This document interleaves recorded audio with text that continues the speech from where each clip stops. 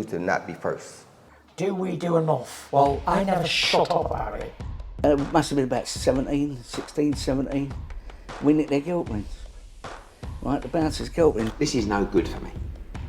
That's the reality. If you want the honest truth, and I see it every day.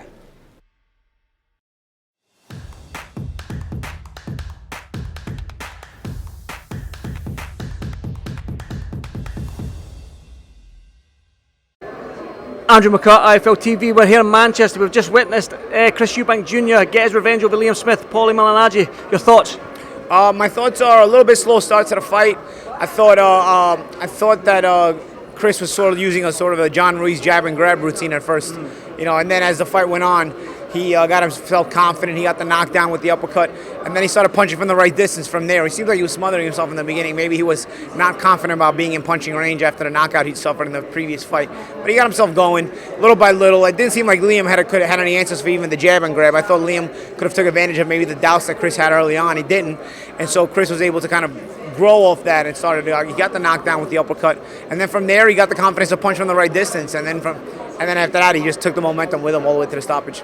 It was spoken about this week that Chris Eubank, before in camps, was getting up at 3 p.m. He was playing poker late at night, getting up at 3, training in the afternoon at night time. He said he's took himself away to Vegas. The first time he's got up at 8 a.m. to go for runs, 6 a.m. to go for runs. Do you think that maybe that loss to Liam has gave him that sort of drive, that kick up the backside to take the sport a little bit more serious than what he needs to do? It's possible. You know, you always have these kind of conversations after these kind of results. I have been saying all week that I felt Eubank was doing fine in the first fight until he got caught. So I thought there was not a lot of adjustments to be made from the part of Chris, except for the mental adjustment to stay disciplined.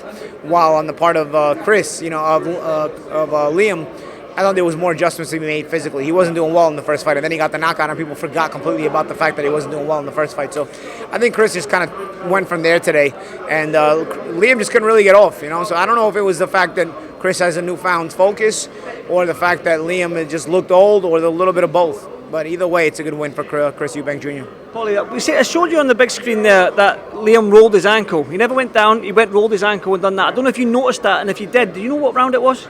I don't know, but I saw him kind of go down with the rolled ankle. I also noticed that Liam has a weird, like almost like a habit of rolling his own ankle. Like when he walks, inside the ring, he rolls his own ankle when he walks inside the ring. It's weird. Not always, but sometimes he'll just kind of do this to himself, like kind of stretch out his ankle. I don't know. Maybe he's twisting his ankles in the past. I know he plays football a lot, but he does that to himself. So maybe he got hit with a punch while he was doing that. But I'm telling you, I watched it the whole night. I was sitting there right in front of the ring, and I was like, this guy's like. It's like a weird habit he has, you know. He kind of rolls on his own ankle before he walks sometimes, and maybe he just got hit with a punch while he was doing that. One final one, because I know you've got Gil to catch up. And where does Chris Eubank Jr. go from here? Then obviously he's got his revenge over Liam Smith. That world championship, that initial world championship, he hasn't got yet. He's got the IBO, he's held the IBO, but we know the 4 major governing bodies is the ones that you want. Do you think he can go on and win one? I mean, the middleweight division is kind of open right now, so you never know. It's a possibility. I know there's a lot of talk about the Conor Ben fight. I mean, that's a possibility. Listen, you get a win like this, in front of a big crowd on a major network, I think the options are all going to be there for Chris Eubank Jr. We know your thoughts on Conor Ben, but would you see, as a boxing analyst, a boxing fan, would you love to see that Conor Ben versus Chris Eubank Jr. fight? I don't know what weight they make it at. I've noticed Chris all week was in a bad mood trying to make weight. I don't know. He can barely make 160. What it looked like. His happiest mood was yesterday when it was weigh-in day, because he probably could figure out he could go away in and eat. So I'm not sure if he can make 157. I don't know what weight they will make it at, but I'm sure if there's enough money, they'll make it. Paulie, thank you so much. Good to see you again, my man. I'll see you soon. Thank you. Choose to not be first.